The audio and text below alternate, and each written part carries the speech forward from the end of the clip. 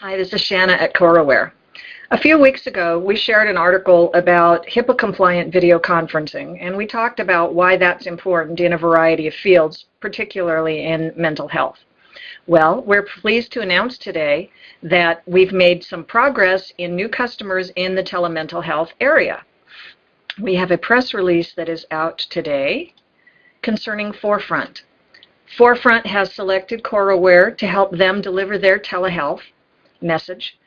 Forefront has a number of clinics, and they have already been using us for a while. They have integrated us completely into the service that they provide. And they're not the only ones. Expect more announcements like this in the future. This is an area that is currently underserved and allows providers like Forefront to really expand the capability they have to provide these critical services to people who are at risk and who are in need. I think it's exciting that we found a niche where we fit remarkably well with the partners that we are partnering with, because they're not just a customer, they are a partner. And we're excited to be able to announce this news. Take a look at the press release. The link will be in the description for today's post.